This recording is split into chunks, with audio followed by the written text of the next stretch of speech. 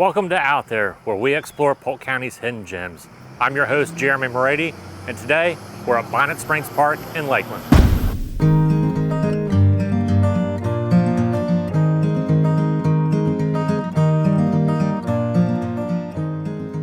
We are out here at Bonnet Springs Park in Lakeland, and it's a place a lot of people have passed by and probably not even realized.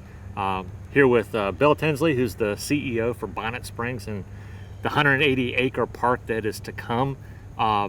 Bill, thanks for joining us out here, and tell us a little bit about where we're standing right now. Jeremy, thank you for coming out. We're standing, as you mentioned, in 180 acres. It's going to be a future park. It has an incredible history with the railroad and so forth. The portion of the park we're actually standing in was never really part of the active rail operations. Okay. They occurred up along Kathleen Road between Memorial Boulevard and George Jenkins Boulevard in the Upper Plateau. And the area we're standing in, the elevation changes between there and Lake Bonnet, which is behind us, is about 50 feet of elevation change. So it's a very dramatic piece of property, a beautiful wooded piece of property connected to this industrial piece of property.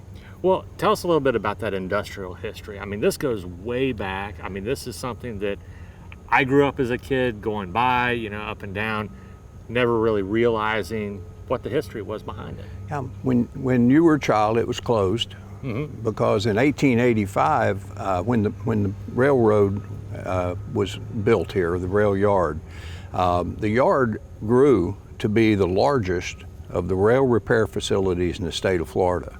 It had 600 employees that were all the housing stock that's primarily neighborhoods that surround this parkland was housing stock that was built to accommodate those workers in the late 20s and early 30s. In 1930 through 45, this was the largest rail yard in the state of Florida and provided the #1 employer in Polk County. So it had a county-wide influence on our shaping in those very early years. Okay.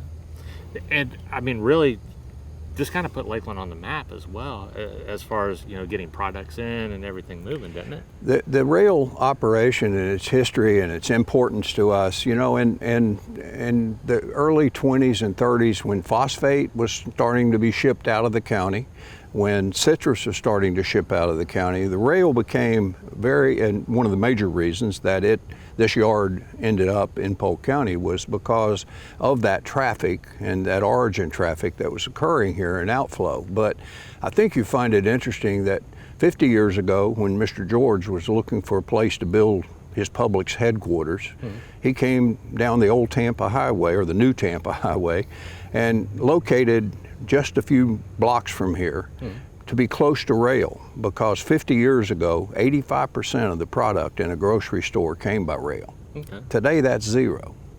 But 85% of your product comes. So it was what was driving all of our growth and development in a lot of major ways.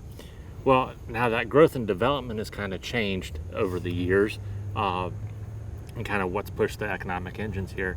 But now you guys are transforming that in a massive way. I mean, you guys are moving a lot of dirt right now.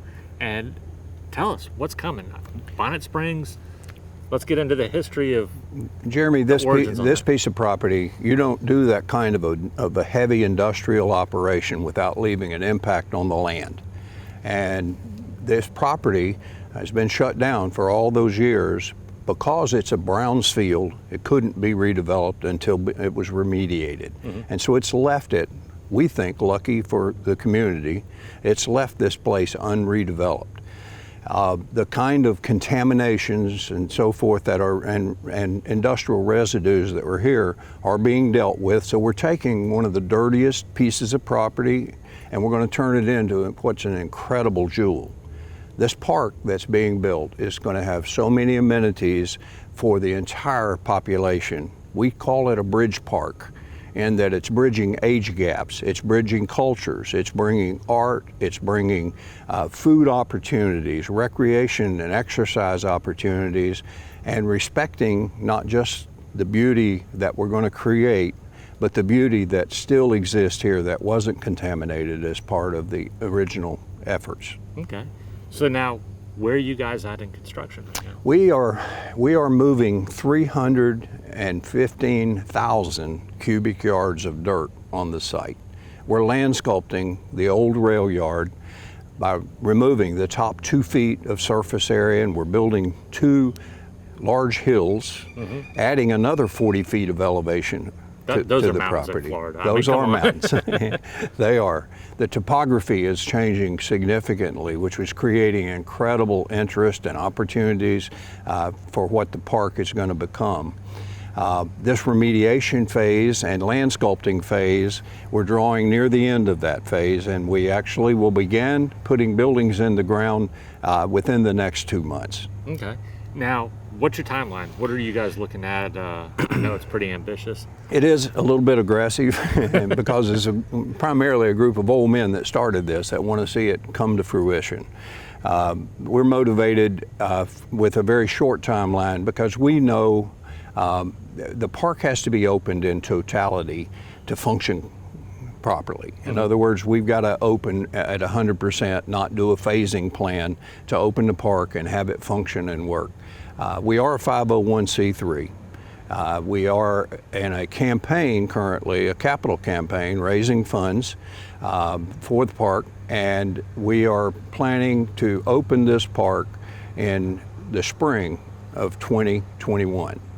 Okay? All right. When school's out, the kids are going to have an unbelievable place to come. So now, once that develops, where we're standing right now, what's that going to look like? Where we're standing right now is a pretty unique place. These beautiful oak trees that we're surrounded by, the edge of this wetlands where a lagoon will be constructed, we're almost under a canopy walk that will connect you from that upper elevation. You'll stay at that elevation as you walk through the trees and visit with the birds and the air plants. You'll celebrate our large 200-year-old live oak tree that's on property on this same walk. Which is also your logo? It is our logo. Yep. And certainly is a magnificent, it's worth a trip to the park just to visit that oak tree because of all the history that tree has seen. But this unique walk, elevated walkway, it kind of brings to the point that with that much elevation change, we are standing on the ground level of what will be a circulator that's 2.5 mile long opportunity to exercise, bicycle, no vehicles, a 20-foot wide path that serpentines through the park and connects all of the activity centers. So it's going to be an opportunity to walk eventually as the park matures with 80% of your experience in the shade of these beautiful live oaks. We're out here now with Heidi Waldron, who is the Director of Development for Bonnet Springs. Thank you so much for joining us out here. Thank you for having me. And want to talk to you a little bit about your role in everything that's coming along, because I know you're going to have multiple roles as things progress from what I've learned. And if you haven't found out about it, I'm sorry. But walk us through a little bit about what you guys are doing. So currently right now, we are in the quiet phase of our capital campaign, and we are generating sponsorships to help us build these buildings and build this wonderful, amazing park. So you're the one that brings in the money. Technically, yes. Yeah. We have a really great group of advocates and board members who are assisting us in getting the community engaged and really opening up doors for us to get everybody involved in this project at every single level. Okay. So now how does that play in? You just came on, I know. So I'm 4 weeks in, yeah. Yes. So welcome. Coming from the Orlando area, you have a background with the musical side of things. Yes, I've been a nonprofit for almost 15 years now. So I started at the Orlando Science Center, and then I recently came from the Florida Symphony Youth Orchestras. So I have a background in nonprofit organizations. So I'm excited to bring everything that I've learned along the way and the information I've gathered to help open up and achieve this amazing opportunity that we have. Yeah, I mean, it is pretty amazing once you see all the plans and everything laid out in front of you, and going around on the side by side out here and seeing everything that's coming along. Now, as the park's development progresses, you guys are in the campaign to raise funds and everything like that.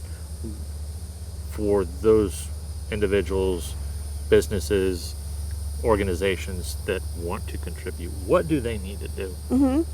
They can email me at Heidi@bonnetspringspark.com, or they can reach out by phone through any of the avenues, or they can just go on our website and get engaged at any different level. We have anywhere from Friends of Bonnet Springs Park, that's at a $30 level, and that's just to get your family engaged and in the door and hear about what we're doing. And then we have every level above and beyond that, into going into naming rights for buildings. Okay. Now, buildings are on their way, obviously. Talking to Bill and what's coming along with the development. Once that kind of gets moving, you guys have a lot of plans for restaurants here, for other nonprofits. Yes. Talk to us a little bit about what's coming in like that. Yeah, we've partnered with Explorations 5. It's currently downtown in Lakeland. It's the Children's Museum, and it's been established within this community for many years. And we've had a great opportunity to open up a 40,000 indoor space here as a landmark building on the property. And we're very excited to have them. They are their own independent nonprofit, so they will run independently of Bonnet Springs Park, but we will build the building that they will be housed in, and so we will create an opportunity for children to be engaged and educated for years to come. And so that's kind of also plays into a little bit of your part, doesn't it, as far as the programming that centers around, you know, everything that's going on here? Yes. There will be many opportunities to engage families at every single level in this park, whether you're coming out for a date night and you're a couple and you're a young couple and you want to eat at our welcome center and our beautiful restaurant that will be developed, or whether you have children of age that can go to the Children's Museum and enjoy the indoor opportunities as well as the outdoor opportunities that will be presented there.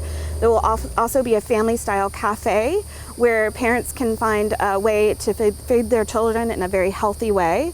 And then you go into our amphitheater area, which is the Great Lawn, which will house anywhere from 5,000 to 6,000 people and house performances from classical music to rock concerts, or above and beyond. Anything, the sky is the limits. All right, so you got to walk us through, because I know, 4 weeks in, you got to have some ideas on what you're bringing in here. Absolutely.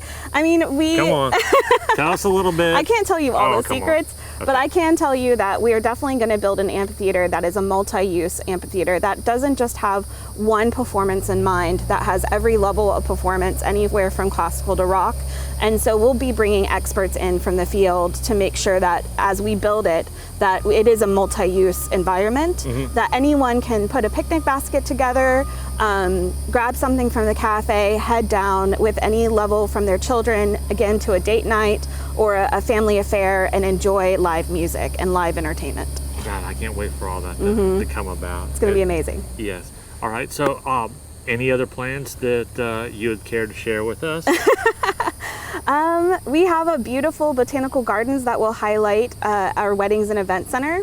So our weddings and event center will be built in the capacity of a grand hall, a very open space that can be converted to corporate events and weddings and family affairs. And it will also house an outdoor cooking facility that parents or people can come and bring their families for a family reunion and barbecue and picnic, but all while looking at this beautiful, majestic botanical gardens that we've created. So from what Bill's told me, and this plan for the mountains that are going to be out there, and then from what we've heard from Explorations 5 and their building, there's going to be a great lawn out there that is kind of geared to everybody. Yes. Can you tell us a little bit about that? Yes, the Great Lawn can be accessed from the Children's Museum or any part of the park. In fact, all of the pathways walk right into it, that area. It is going to be a lawn area that is focused on creating space for events, all kinds of events, from a craft show to a car show to any annual event that anybody would like to bring in to our park and attract families and generate more exposure for the Lakeland area. So we're very excited about it. So Sasaki has a history of working on a lot of different types of civic spaces and parks. Maybe one of the most recognized one is the Chicago Riverwalk. We are just completing a park, Central Park in Raleigh, North Carolina, called Moore Square. The first time I walked this site with Bill and Pam, I couldn't believe my eyes. It was really amazing. They first drove me down into the oak grove and we saw the big grandfather oak, and I was just instantly in awe of the site. And then in contrast to this beautiful oak grove, it was really amazing to see the barren plateau of the railroad yard, the rail yard, and imagining how to bring those two worlds together. So almost immediately we started talking about how to bring the natural environment of the oak grove back up into the plateau of the rail yard. Bill and David and their entire team are so dedicated to the city of Lakeland. And immediately we knew that they wanted a park that was for the citizens, and that meant a process that really engaged everybody in Lakeland. So we had a series of public meetings, starting from the very beginning, where we introduced the community to the opportunity of this site. We talked about the ecology, we talked about some of the pollutants on the site and some of the challenges with making it a healthy site again. And then we also drew inspiration from the community about what they really wanted in a new public park.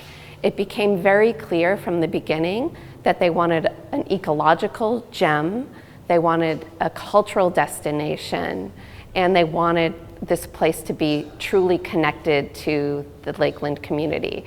Right now, the site is very isolated by the railroad tracks, by the highways.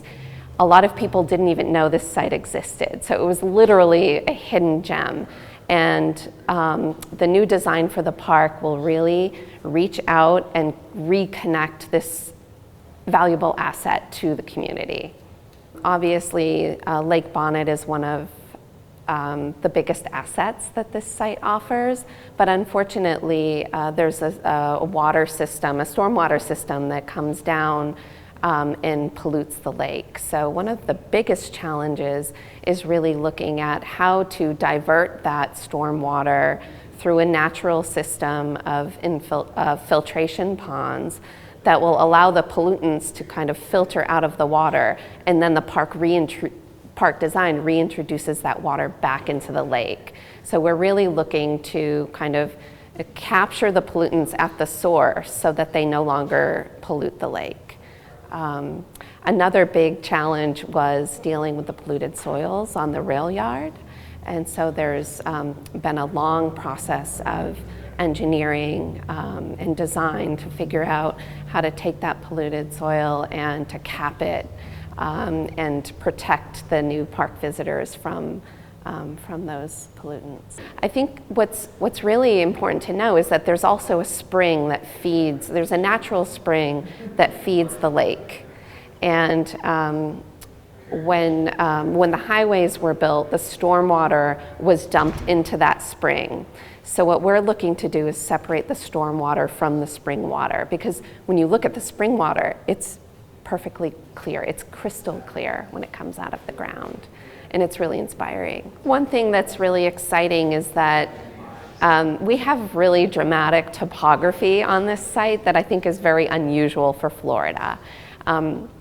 When we started, the grade change was about 50 feet from the top of the plateau all the way down to the lake. And now we'll be creating new 40-foot mounds, which will make almost a 90-foot grade change from the lowest level of the park all the way to the highest. So I think that's really an exciting experience. Hi, I am Carrie Falwell, Executive Director of Explorations 5 Children's Museum in Lakeland, Florida. We have the most exciting future ahead of us because we get to build an anchor institution at Bonnet Springs Park, a new 180-acre public central park in Central Florida. Our new facility will be 40,000 square foot of interior space and 7,000 square foot of exterior space to create a bigger purpose for how we serve children and families in our area. The vision includes 4 parts. 1, we really want to dig into what it means to go beyond 21st century teaching. How are we really going to help this next generation? Second, we really want to know how families connect and activate together. So that family unit, whatever your family looks like, we want to find a way to help you work together and grow as one. We're looking forward to becoming a research institution, working with our partners in higher ed, and not just studying how kids learn, but how teachers teach in the informal setting, and then how our college students, how they become leaders for our younger students. And last, but probably the most important, we are building a new facility to engage a community of curious explorers. We're doing it with 5 primary galleries. One is called Watermelon Seeds, where we're going to increase the amount of space we dedicate to kids under the age of 5 by 15 times from what we're currently doing. It's going to be a whimsical setting where we really get to treat infants as the tender seeds that they are and help them and their caregivers really raise them and help them grow into beautiful, ripe, sweet kids that we know they're going to be. That is a partnership with Family Fundamentals, which is a storefront of United Way of Central Florida, where they provide free early learning opportunities for low-income families. We're very excited that their new permanent home will be inside Watermelon Seeds. Second is Design Park. This is where high-tech and low-tech will collide so that we can teach kids how to fail forward and introduce design thinking as a cycle. We have another gallery called City Play. This area is all about social dramatic play, which is the scientific word of when you accomplish play. The kind of dress-up pretend play that kids do is so incredibly important to helping their brains develop. And there's a true scientific link between achieving social dramatic play and your ability to learn how to read and write. We're going to help kids do that in a bigger and better way than we're able to do now. We also have a gallery called The Front Yard. This is 7,000 square feet of outdoor space that's going to celebrate the Florida under our feet. So they're going to be able to dig for marine fossils from when Florida was underwater. And we're going to talk about how Central Florida's iconic alligator got here, which will culminate in our landmark feature sculpture piece, which is a 100-foot long, 23-foot tall Blinky the alligator. A nod to the iconic legend Blinky, who roamed the streets of Lakeland in the 1970s. Blinky will have a tail as a slide that you enter the body, nets so that you can climb 360 degrees around his body. And in the inside, sensory swings so that our friends that get overstimulated have a place to calm down and self-regulate. The tongue will be xylophone planks, and that will activate LED lighting in the head. Our 5th gallery is called the Black Box Theater.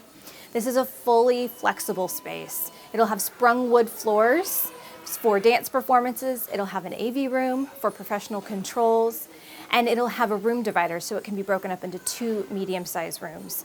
This space will house everything from blockbuster traveling exhibits to professional development trainings to live theater. And then there's a 6th space that's being reserved to be co-designed with our exhibit team. This area will really push what exhibit design is doing now and be a fully customized creative space.